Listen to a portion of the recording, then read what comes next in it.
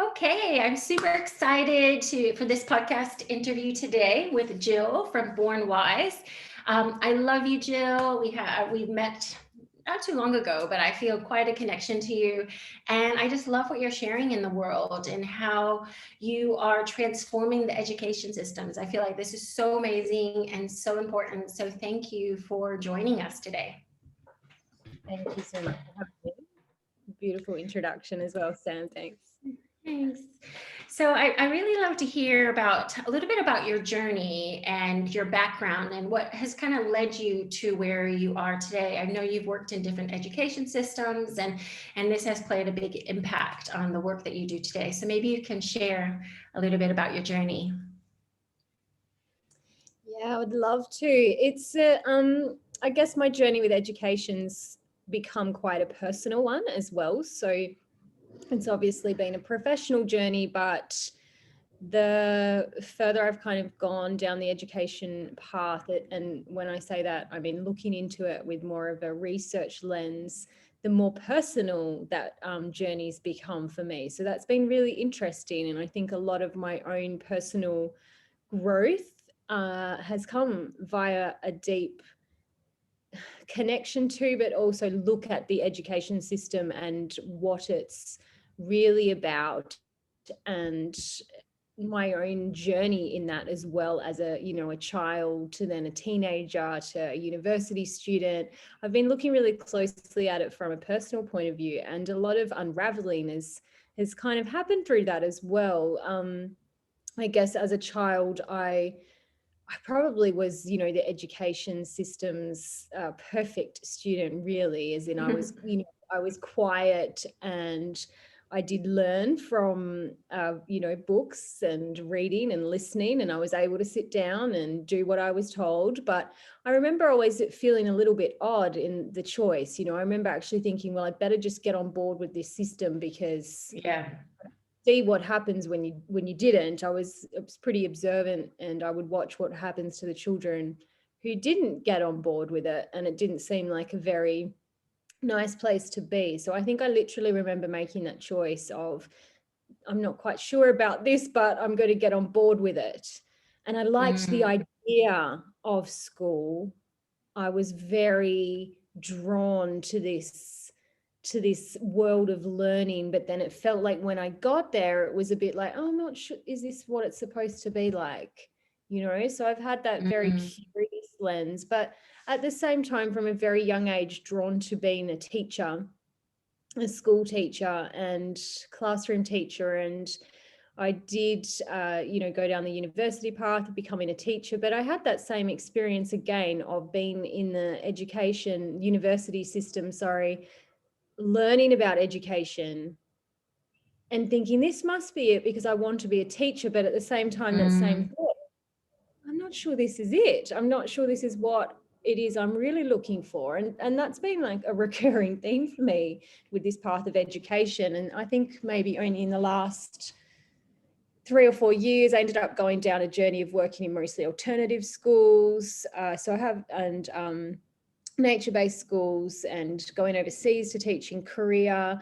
And that same thought would just come in my head of, is this what it's supposed to be like? And then about 3 or 4 years ago, I was pregnant with my third child, and teaching and feeling quite stressed and feeling quite overwhelmed, and being pregnant, just probably just making decisions based on the other being that Mm, I was carrying, if that makes sense. I had been prepared, yeah. I'd been putting up with the stress and putting up with the feelings. And then all of a sudden, that stress and overwhelm, I, have the feeling of this is impacting another being now, and kind of being Mm, catapulted into making a choice. And I made the choice to quit teaching, because I'd got to that point where I thought, I've been wrong all this time. I've been wrong. I wasn't supposed to be a teacher. I've made the wrong choice, and this isn't right mm, for me because it didn't feel right.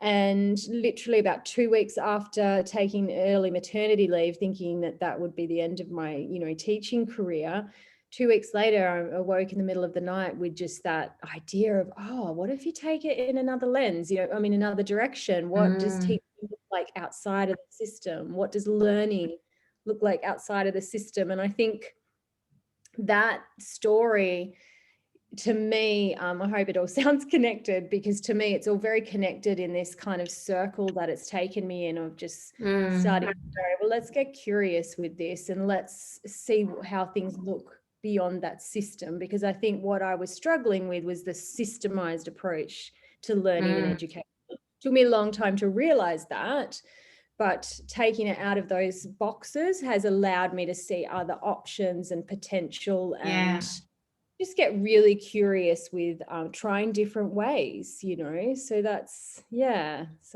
kind of where I'm at now. Yeah, I do love your story, because I love that you've delved into this, and because I think for a lot of us, we can resonate with that no matter what system we're in. If we feel that there's just a little something that's not quite right, but we don't quite see alternatives yet, but there's something that we're feeling inside, and then how it was being pregnant and with your son, how that kind of catapulted you to thinking in a different way.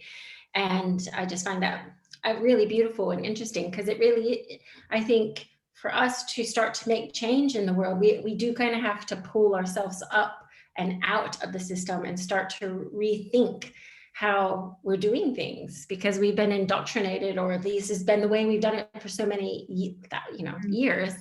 And now it takes people like you to really realize, oh my gosh, I have to pull myself out and I have to start looking in different ways. And so that's why I love what you're doing. And I find it interesting. Do you find also that, you've been in nature-based schools and you've been in mainstream, but do you feel it's still systems that we're playing in, no matter what system it is? I don't know if that's not quite a makes sense question. I understand your question. I think, and I feel it in me now, even when thinking over some of the philosophies and teaching practices and approaches that I am exploring, that I have to kind of bring an awareness to even my own conditioning to make something into a system. It's something that we've been taught, that things look a certain way. I mean, one thing I have on my side, I don't know if that's the right language to use, is that I'm not very, it's not really my my strength. Systems and organization is not my strength. So which is a trait that always I felt like in the teaching system, I thought, oh well, why didn't I get that? Most of the teachers I worked with were extremely good at organizing and creating structure and systems, and I mean that's necessary. Like I do see the strength in that, but that is not my gift. And so I think in doing what I'm doing now, I'm very aware of when I'm trying to impose certain systems on what I'm doing, with also accepting the fact that we do need some systems to start making sense of what we're doing. But maybe creating new systems. And for me, I'm not necessarily anti-systems, but for me, it's when we stop asking why we're doing things a certain way, then it's lacking any presence and awareness and thoughtfulness and curiosity, and we just go along with that system because that's what we've been told to do, and then it becomes like robotic or autopilot. And that you feel that in your body, can't you? When you connect with something because you're just going through the motions. I mean, even say I'm reading a story to my sons at bedtime. I've read them books when I've been so tired that I'm just going through the motions of the bedtime routine system, and I'm not actually present and engaged in it, like I'm approaching from this is just what we do every night, so let's just do it, as opposed to when I'm, even just saying I'm really tired, I don't think I can read that big story, let's do a page. That has more feeling and presence and awareness and therefore meaningfulness to me. And it's the same with any systems that we're in. It's once, it's not that the systems are bad, but once we're following them just out of habit and autopilot and that robotic sense, I think we've lost the meaning in them. And perhaps that's when they're not relevant, or we're not noticing the lack of relevance, because the world's changed so much. Children have changed so much. parenting's changed so much. It kind of, even for me going through that education system, probably, it was an interesting journey, but I wouldn't say harmful.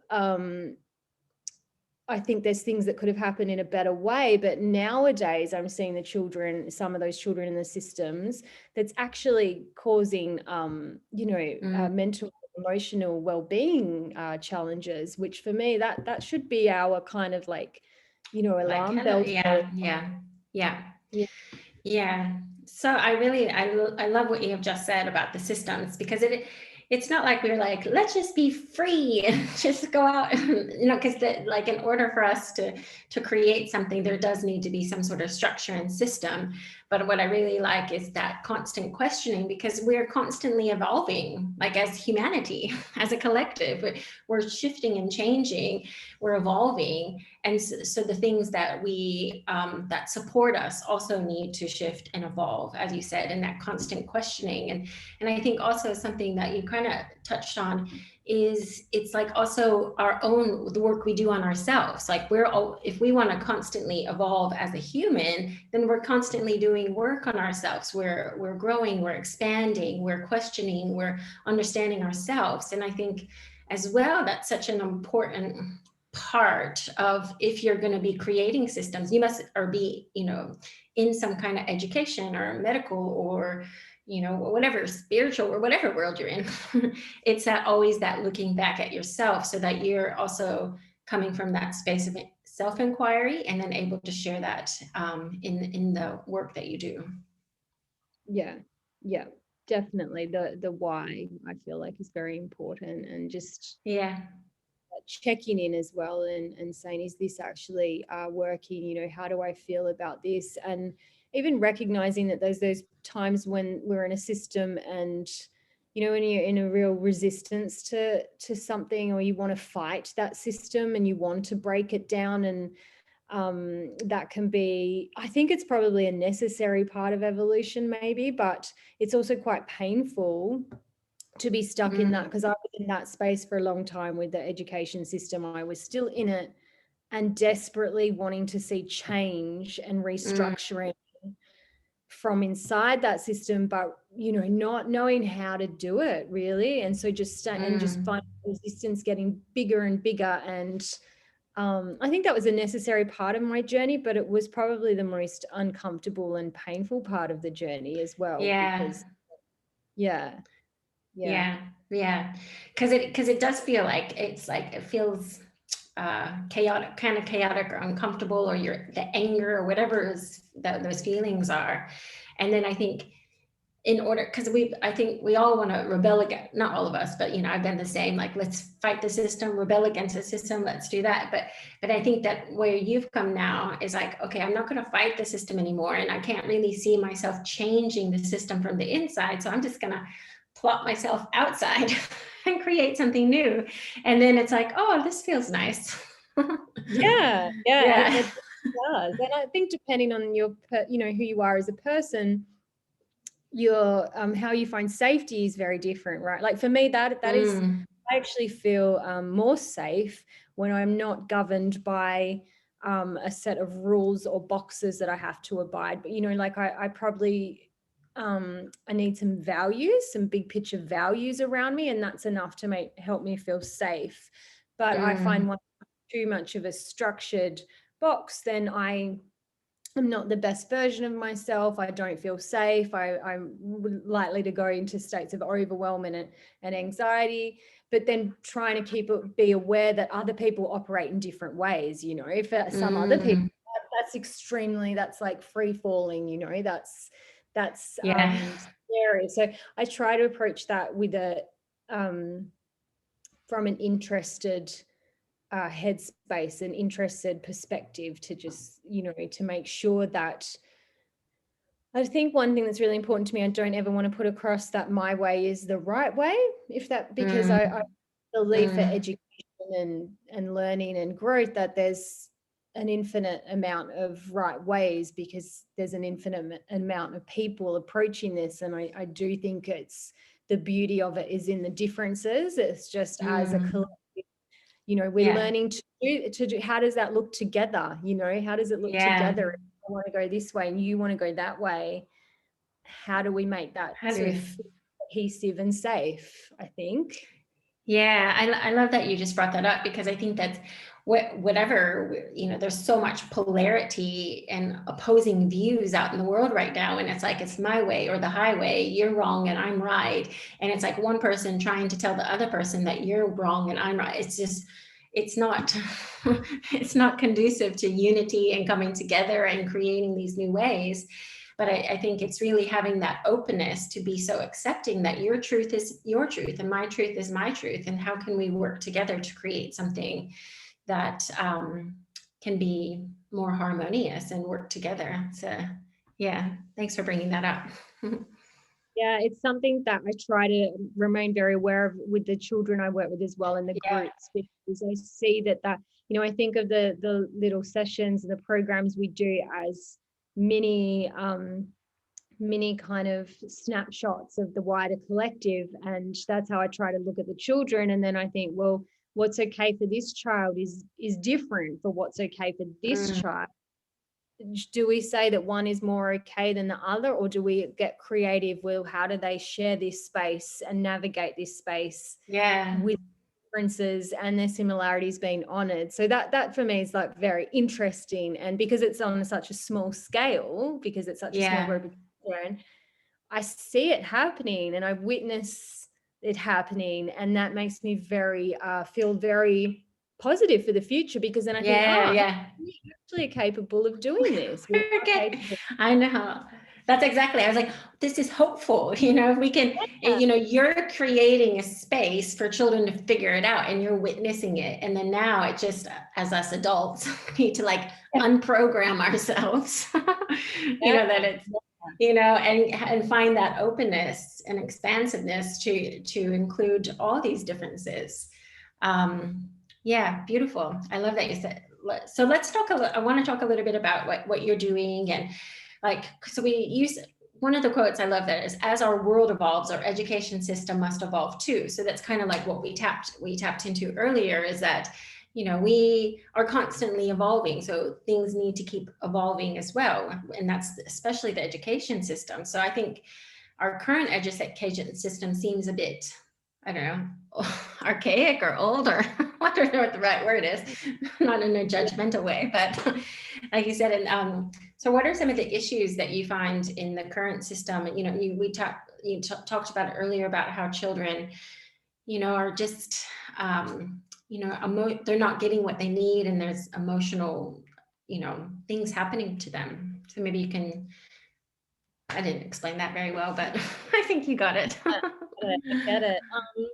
And there's probably lots of things that I think of. I have 3 sons as well, so I'm looking at some of that from, the perspective of a parent as well as a teacher, as well as a student myself. Because for me, when I talk about conscious education, it's very much about acknowledging that our learning doesn't begin and end with school, that we're always learning, that's our life journey. So that for me is a very important thing to add to this conversation. And I think even just if we spoke about that more in the school systems as well, if we just acknowledged a little bit of the fact that learning is very different to school.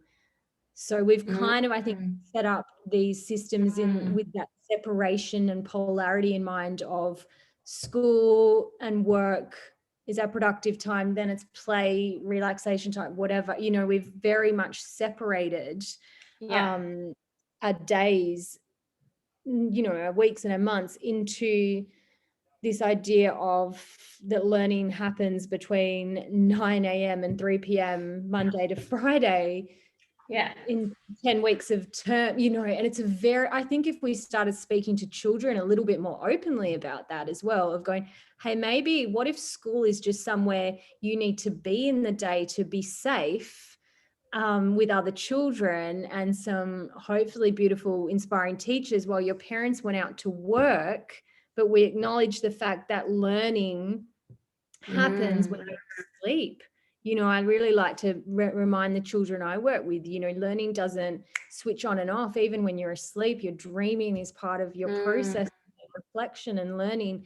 So for me, that is there's so many things I could say about in response to that question, but for me, that's a really big one, because it actually takes some of the pressure off the school system and the education system to be all of these things between 9 till 3. And I think, teachers are therefore becoming more stressed, and which obviously doesn't make their, ability to teach any better. Where I think essentially what I would like to see is schools and different learning approaches just be about presence of, okay, well, I have this time with this child. What is this child needing most in this time? Approach, well, maybe their emotional and social needs are higher right now than their academic needs. So let's meet that first, and then the academic needs can come in later. I'm not sure if I'm answering the question. It's no, it's good. It's good. Very big picture response. Yeah. But I think it's that acknowledgement of education system reflects the world we live in, and vice versa. So if our education systems are too stressed and emotional, mental well-being's lacking and all the other things, then what does that actually say about our culture, and vice versa?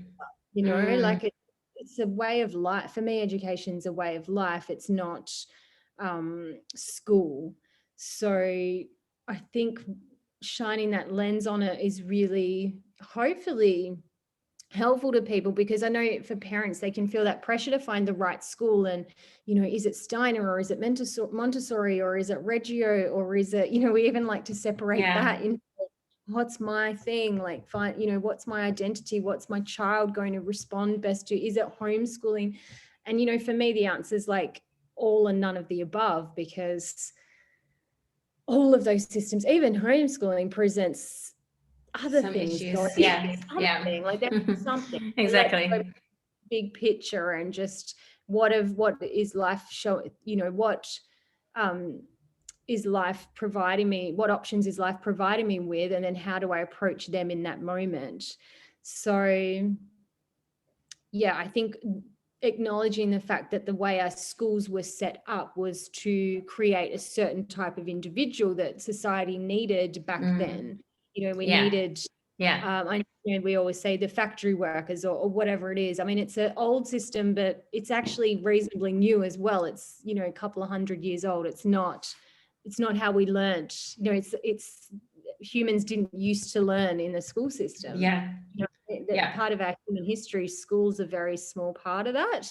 So there's that just acknowledgement of that, I think, and going, well, what actually do we need from society right now? What does the world need? What does the earth need? And getting our schools and learning systems to operate with those thoughts in mind. I think what we need are to be very emotionally, they need an emotional literacy and maybe even a spiritual literacy, and to be fluent in those areas, so that, because let's face it, we don't know what the world's going to look like in 5 years or even next year.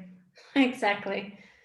Yeah. So it's such a good point that you bring up, that our schooling system is, I mean, it's not old, like you said, and I think that's a good point, but it was, for that culture, that time when we, were factory workers, and now we're just shifting and changing so much. Then it is this change that we're not seeing in our current education system. And those are such huge things, because it's like, well, let's think about what the future will hold, and what do our children need. And and like you were saying before, like some emotional intelligence, helping them navigate when you have two different opposing ideas. How do we work through this? But then it's like the system's so kind of, this is, again, this lacking of questioning is huge, because this is what we've always done, and this is where we're going forward. And it's not that it's bad, or that the people in the system or who are teaching, or they have good intentions, but there needs to be more openness to how we teach our kids. Yeah, and it makes sense, right? Ironically, like what you just said about the questioning and everything, because we weren't really taught that in our own education. It wasn't about questioning, it was about, here are the answers. Here is chant and repeat. yeah. So it makes sense that we as adults are sort of struggling with some of those, of how to even question our systems, because it's something I think that's intuitively inside of us, but it's something that was nourished or encouraged in most of our learning environments. So true. Yeah. And then it does take courage to question the system, because that means that we have to change our own beliefs and what we think is what we thought was the right thing for the whole time. And so that takes, and I think this comes back to also this, another quote I really like for you is, I believe we create a strong foundation for learning in life via a strong connection to our inner world. And I think this is so important, because this is, again, when we create that connection to our inner world, then that's when we can start to ask those questions, be more discerning, open up to ourselves, and then how that expresses in our outer world, I think is Yeah. And I think for the education and learning of the future, I mean, we've since the internet kicked in and technology's kind of evolved so fast, we've got information at our fingertips, right? We're literally probably drowning in information coming at us. So I believe that, like, our children it's going to be very useful if they grow up with a connection to their inner world, because what they're going to need to do is be very discerning with the information that's being thrown at them. It's external information's coming at us from so many different varying groups and avenues, and so we're going to have to be able to check inwards and think, well, actually, which truth feels right to me right now, because there's so many truths out there and so many not truths as well. So each individual it's going to be useful, I think, to know how to navigate all those different conflicting little bits of information that are coming at you, and being able to trust in their instincts and their creativity and their imagination, all of these stuff that comes from inside of us, I think it makes sense for me on that evolutionary scale as well, because technology is going to be able to do a lot of our jobs, and technology is going to be able to do a lot of what previously humans did. So what do we have to offer the world that technology can't do? Like, currently that's being creative and curious, using our imaginations and our feelings and emotional intelligence. So it just makes sense to me let's upgrade the focus on that, because they're the skills that I feel will be beneficial for the future. So true, because I mean, that's just like you stepping outside the system and doing that was all those things that you just said allowed you to step out and become creative in a new area. And this is exactly like, because I do believe that our systems will crumble, like the main systems that are controlling us, whether it's a government, financial, medical, whatever, these systems are no longer really serving us. And it may take some time, but eventually they're not, I believe they'll crumble. And that's, like you said, then it's our children are going to be the ones that create the new ways and bring us into this new era or new earth or whatever, however you want to call it. And these qualities are so important. Yeah, definitely. They're inheriting a kind of point on the timeline that's so different to what their grandparents or even their parents experienced. Like, things didn't move so quickly in the past. So I think there was this, things could be handed down and maybe stepping stones taken a little bit more slowly, where it just feels like now they've just been handed this completely new terrain that even the adults, I want things to change and I want some of the systems to crumble, but it's actually really scary when they do as well. Yeah, that's such a good point, because it is like I talk to a lot of people and it's like, yes, let's make change, but then making change is like, again, it's having to also crumble our inner systems, which we have been holding on to, our ego-based structures and then we have to let that go too. And it is very scary because we literally are navigating new uncharted territory for this time. I mean, we can go back into ancient times or think about those things, but like for our generation and what we're moving into it's uncharted new territory, and it takes a lot of courage and it takes a lot of fortitude and a lot of work on ourselves. But this is again like so good what you're doing and what you're helping, creating that space for children to be those inner explorers and outer explorers, but creating that container. I really love that. I have another quote. I just found so many nice quotes from you today. But I think this is very good. So to know born wise, we have to be prepared to play with polarity. We have to be ready to dance in the space between ideas and words, because that's where our creativity begins. Born wise is about understanding we already know everything we need to know, and yet there is always something new to learn. And there's a beautiful polarity, right? We are born with internal wisdom. We come into this world enough, but each human is also a work in progress. We are complete, but we are never done. And I love that, because it is like now we are dancing into this polarity. And yeah, and it is like this dance, and being okay with that is so important. And I think that's what you share in the work that you do, whether it's with children, mothers, educators. And I think that's very important.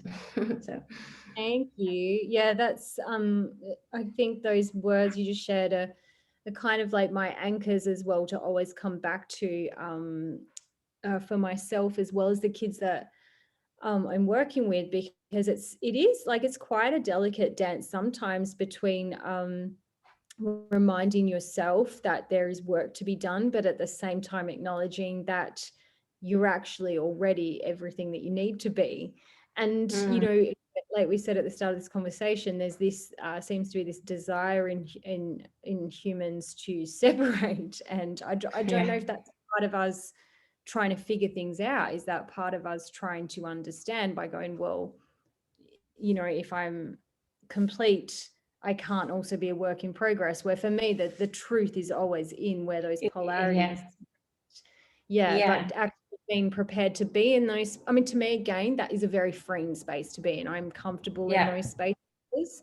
But for other people, if they want to know that this is true, I mean, I'm somebody, I prefer questions to answers, so that's that's a happy place. But I've spoken to other people who, no, that that's a terrifying thought to them. They want the answers. And we're all different, I guess. So yeah, but even the answers for me, what is true for me in one day can evolve to be something different the next day. And I can't, for me, I don't believe there are many truths that are absolute at all. Yeah, that's what I was thinking, like searching for those answers outside ourselves, or having that concrete, definite, this is it, is actually an illusion. It's not the reality of what we're living in. And so I think it comes down to, like, as adults, the way we were educated and the way we were brought up, that we weren't allowed to play in these spaces. It was like this way or this way, black or white. We do it this way, we don't do it that way. And so that's how we kind of developed our own patterns, our own way of doing and navigating the world. And so now it's like, okay, well, and what you're doing is, how do we navigate this differently? How can we, live in this? We are living in a world of polarity, opposites. And that's how we learn, is by, having the opposites. That's what this world, Earth School we're on is teaching us. But it is about giving us the skills, the emotional intelligence to navigate that. And I think that's, which is, again, that's that connection to the inner world, isn't it? So even, bringing that kind of idea to, I guess, a more typical teaching concept would be, when we create rules around our kids are playing or learning, you know, out in the playground, we might say to them, we don't climb trees, you know, we don't climb trees because that's decided as a school rule for safety. But for me, where is the learning in that? Because it's can be a scarier place maybe as an adult, but for me, the actual real learning would be showing that child how to navigate internally. Can I climb that tree yet? Am I able to climb that tree? How do I climb that tree? Is that tree too tall for me? Because blanket rules don't work for me, and they don't really work for children. I think if we make these blanket rules out of our desire for that to create black and white and sense of control, sense of control, I think that's actually more unsafe for our children, because you know what's a huge tree to climb for one person is not for another individual, but they need to be able to check in with themselves and say, how do I feel about this? Like, what is my skill set here? Can I do that? Because sometimes they can completely safely climb a tree and another child cannot yet. So navigating those personal boundaries, I guess, if you want to call it. I struggle with the word rules, although I do think that some are necessary for safety. But I mean, in my work, I tend to just talk to the kids about, you know, respect, and just say, well, is this respectful of yourself? Is this respectful of other people? Is this respectful for the earth? And get them to internally navigate that themselves, you know, because there's so much other stuff going on than can I climb the tree? There's, you know, did it rain last night, and was it windy last week, and has it been hot weather? Because, you know, the branches might break if we've had hot and windy weather. You know, like there's so many variables to that, it's so much more complex than don't climb the trees. But I see why people put those in place, because, you know, we want that illusion of safety. I think, yeah, I totally agree. And I think that like you're saying, when it takes like, again, this is breaking what I think is the most important, whether as a parent or you know, a provider of education, an educator. We have to, it's like breaking down those things within ourselves, because we have been ourselves been put into the box, and it takes a little bit more work to let kids be explorative, to let them answer the questions. We have to actually do a little bit more work to help them, but in the long run, it's so much more beneficial for them, because then it is, you know, we're teaching them to be sovereign. We're teaching our children to be sovereign beings, and then this is where that creative space where they'll be able to come up with these solutions that, you know, if we're not in this black or white or box, this is giving them that space to navigate and their internal world and external world, then gives them that capacity to come up with solutions that we will never be able to come up with. Yeah, and I see them do it all the time. It's actually quite extraordinary, you know, as a teacher, to see very young children, and this can be confronting, for some teachers. Say they've put out a certain experience for the children, whether that's a, you know, bucket of water, and the teacher has a clear idea that water will be played with in a certain way, you know. So the adult's gone, okay, well, the water, I've put containers in there, so I want to see them pouring, and, you know, that's what I want the water to be used for. And then, you know, you'll get a child who will come along, and, you know, maybe a few of them will play with it in that way. And then there'll be a couple of children who will do things that you didn't expect or you didn't plan for, like tip the whole bucket out, or take all the clothes off and get in the bucket. And then there's this navigating as the adult going, well, that was not part of my expectations. And, you know, having to kind of check in with yourself.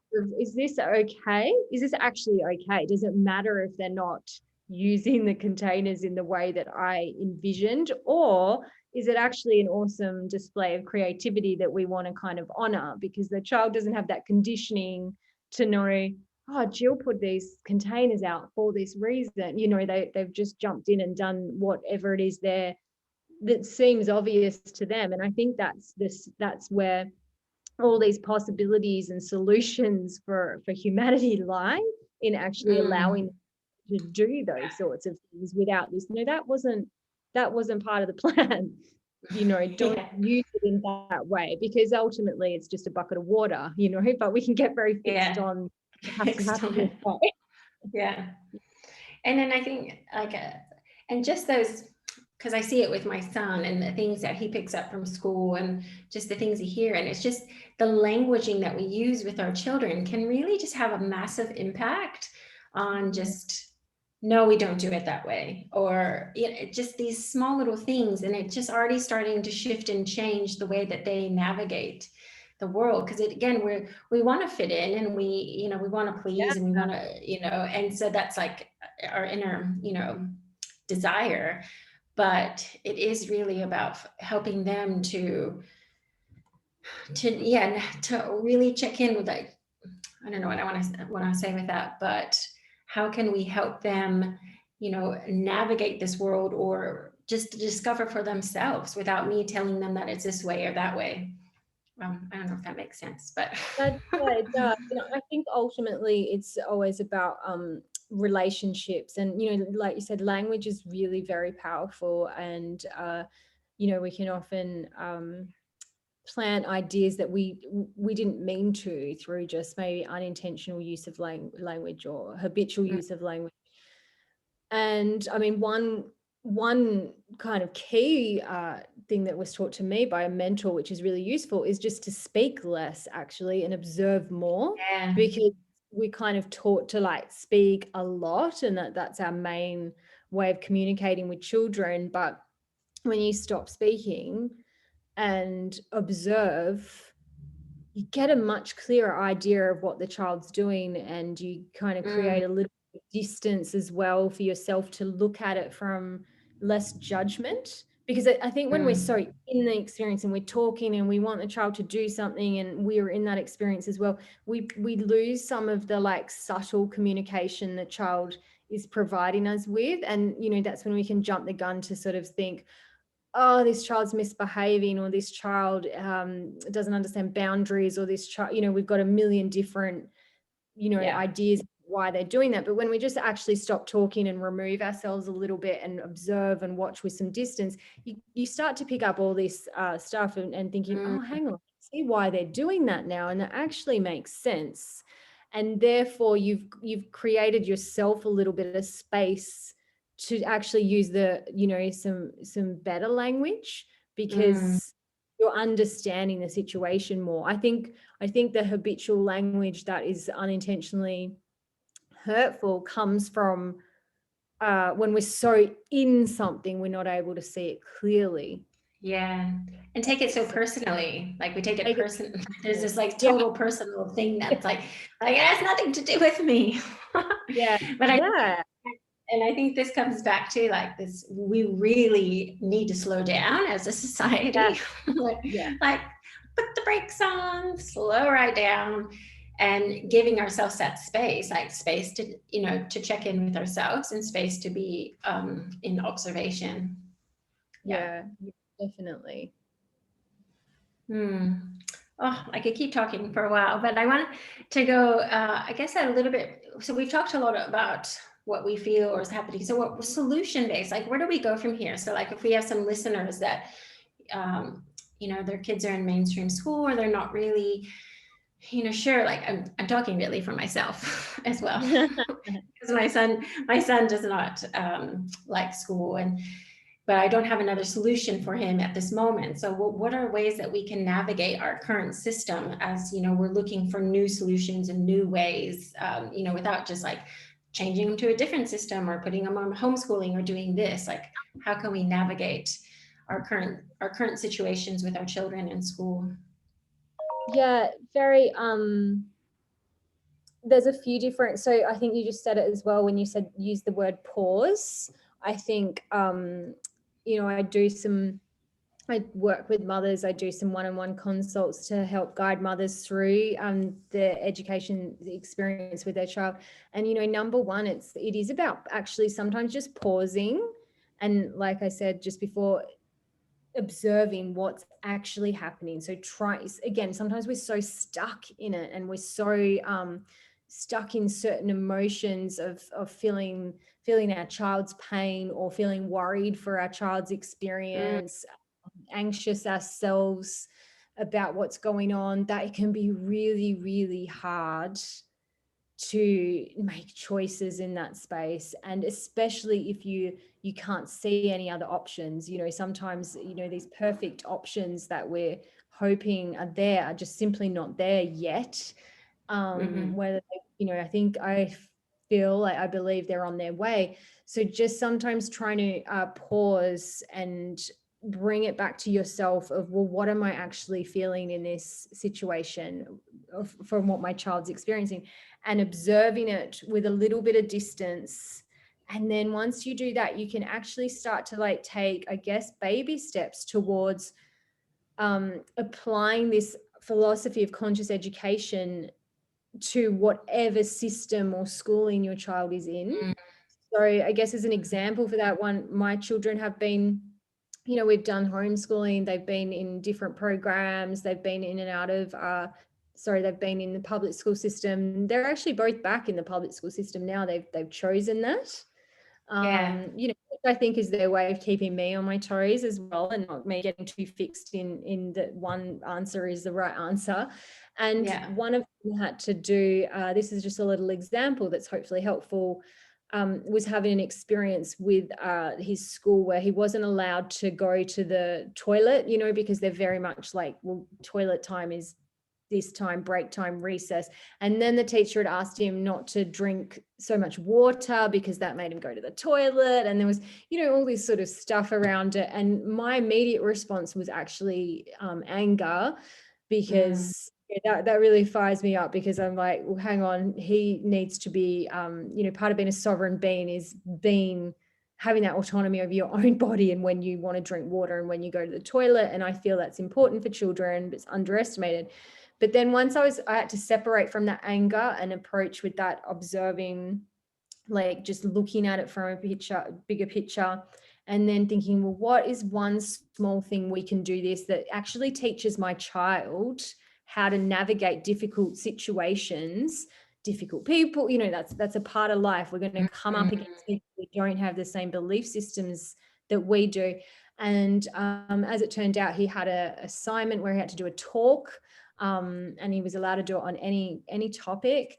And I spoke to him about how he could actually use that as inspiration for his talk, to talk about the rights of a child in education, and just going into the right of the child to go to the toilet whenever they want, the right of a child to drink water. And he ended up presenting it, and it provided so much learning for us as a family as well, because I was able to say to him, look, you're going to do this talk, you actually don't know how it will be received. Your teacher, because we can't control how she's going to respond to this might be very upsetting, very triggering. She might see it as you are trying to attack her. There's a lot of variables here. And so speaking to him, saying, does that still make you comfortable to do the talk?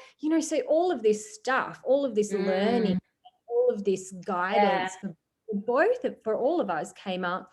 And he ended up doing the talk, and the teacher actually commented, and she said, I've never thought of it from that perspective. And so Beautiful. again, been in this, this teacher, she's just not, she's just, being mean and all of that kind of perspective, to suddenly going, oh my gosh, she just didn't see it that way, and we then were able to see her with more compassion, the relationship with that teacher became stronger. So for me, that is more important to me than finding the right school or the right educational place. Is just going, well, this is our current situation. How do we apply philosophy of conscious education to that? And that's always going, well, what is the teaching and learning and growth for me and my child and the other people in the space as well? So does that kind of make sense? Yeah. Oh my gosh, so much. Thank you for that, because that was very helpful. Because I think it's kind of how we apply it to, I would apply that same thing to myself. Like a certain situation happens in my life, and then I'm like, okay, I can get angry about it. I feel the anger, but then I also well, what are the lessons here? How can I navigate this? So what are the solutions? And then that's what you're teaching the children in that situation. So they're just navigating this world as well. And they're in a certain place, and it's just it's an opportunity for education, like it's an opportunity Yeah. for learning, and it's just, yeah, so beautiful. I really appreciate that. That was very helpful for me and my son. Like I've already have like a myriad of ideas going through my head. Yeah. Then you create this, more of a partnership between yourself and your child, and hopefully the school and the teacher as well, in that, this acknowledgement of, well, we're actually all in this together. And Yeah, this desire to kind of move away from what's not serving us, to find this perfect school or like, to me that doesn't exist. So it's okay, well, this is what we've got. How do we, how do we? get the most growth and learning out of this particular situation? That for me is what conscious education is. It's not about Yeah, us. Yeah. system. I love that so much, and it's just, oh, there was something I was going to say, but I had it. It was right there. um, but it's so beautiful. Oh yeah, this is what I want to say, because it really is like the teacher is there for your student. They really care. They do care, and and we all care, and we all want, like you said, we all want the best outcome, and we all want our children to thrive. And so it's like finding that symbiotic, or that how can we make this happen within this structure that we're in right now. And I think that's really beautiful how you navigated that, and very helpful for me. Yeah, And and I I think, hopefully. we talk a lot about resilience, or wanting resilience for our children, and looking for certain maybe courses or things, and then that's great. But I think ultimately, we can model maybe not resilience, but someone I heard say this the other day, and I'm not able to um, quote them properly because I can't remember who it was, but they said instead of resilience, maybe we should be looking for adaptability. And Yeah, I I like think that. beautiful. And I wish I could credit the person who said that. But it makes sense to me as well, because that's creating these experiences as learning opportunities for our children to go, okay, maybe, how do I approach life when Mm, it's making me uncomfortable and difficult, and how do I speak my truth to a teacher? And there's so much stuff to come out of that even if you yeah, feel you're in a really ugly, painful situation with your school, there's learning in that. And yeah, you can hit the pause button, homeschool for a year. Like, we don't have to make forever choices and then go back yeah, into different, like yeah, there's yeah. value in it as well. Mm.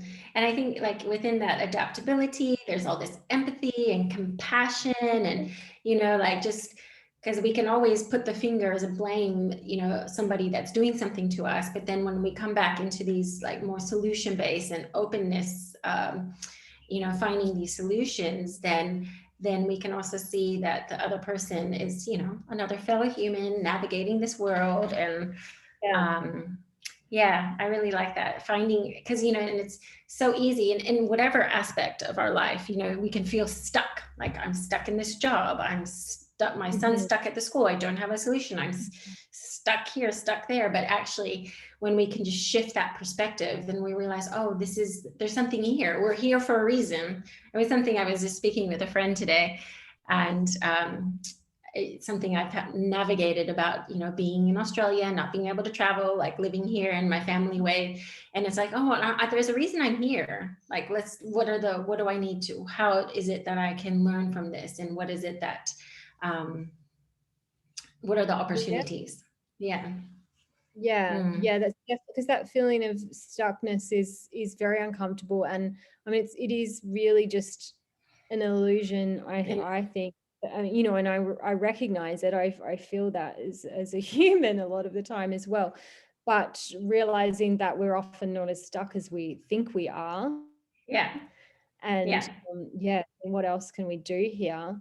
And yeah, there's often all sorts of stuff that we can do, even if it's very small things, but modeling that to our children, I think, is what is ideal, because again, not going to know what, we don't even know what next month is going to look like at this state of the world. So I think Yeah. trying to figure things out for our kids and hand them solutions that when we don't know what the world's going to look like is just creating more stress. So instead, let's just model to them, well, how do we show up one day at a time and do what we can with what's in front of us? And I think kids are good at that. I think they're good at that. I think so too. Yeah. Yeah. Yeah. It's us that are like, future, we have to Yeah. plan. Yeah. Yeah, because we've been taught to do that. Yeah. Yeah. Yeah. Control. Oh, Yeah. that was so good. I love how we came around to this. This was really beautiful. And before we end, I just really want to hear, and for the audience to hear more about what you do and what you share in the world. I know you work with mothers and you work with children, and you also work with educators in your conscious education. So maybe you can tell more about your offerings that you have in the world. Yeah, thank you. Yeah, so I run programs for children in the mostly early childhood years that under Born Wise, and that's where I apply a lot of these philosophies and teachings and practices that we've spoken about today under that banner. I use the term conscious education because that helps me to define what I'm doing. But I work one-on-one with mothers to help them kind of access their own inner wisdom in working with their child, and just honoring the fact that that no two mothers are exactly alike and no two children are exactly alike. So again, we have to be able to like show up and navigate things one step at a time. So I do that. And I also run Transform Education, a series of workshops with another teacher, Jessica Wallace. We run those monthly at her beautiful property in Chittering, which is really inspiring. That's for educators and parents. And then I've got a new project that I'm super excited Me about. too. Me too. With that, yeah, this one's very magical. It's come up in a very beautiful organic way, and that's collaborating with a local yoga teacher, Tara Aldridge. She's a yoga teacher, but she's a lot of things as well. Like she runs events, and she's an intuitive and very creative, inspiring person. And we know each other. I actually teach her son. He comes to some of my classes, and we've just created these series of meditations that are kind of a mix between storytelling and meditation for children of, we're using the phrase of the new earth just because we're seeing these different children that have been born and their needs are a little bit different. And their creativity and imagination, just nourishing that. So we've designed and co-written and recorded a beautiful series of meditations that will come out very soon in June. We're hoping for, and that's got a guidebook attached with it. So I guess just stay tuned, watch this space for that. But that'll be launched soon. So yeah, I'm excited. This is the first time we've talked about it, actually. So good. Well, I will make sure that the audience gets all the links, and then if you're not already, follow Birthing in New Earth and newsletter, and I'll make sure to get all that stuff when it's launched. I'll put it in the newsletter, and follow, and I'll have Jill's all her details. You can follow her on Instagram so that you can keep up to date with what she's doing. And I think you do lots. You can do a lot of online stuff, and what you can do one-on-ones with her, wherever you are in the world. So thank you, Gill, so much for coming on today. This has been so much fun. You're doing such important work, and I really, truly enjoyed this conversation. So I really honor you in all that you're doing. And thank you. Thank you for being here with us. Thank you so much for having me. All right. Take care, everyone, and see you next time.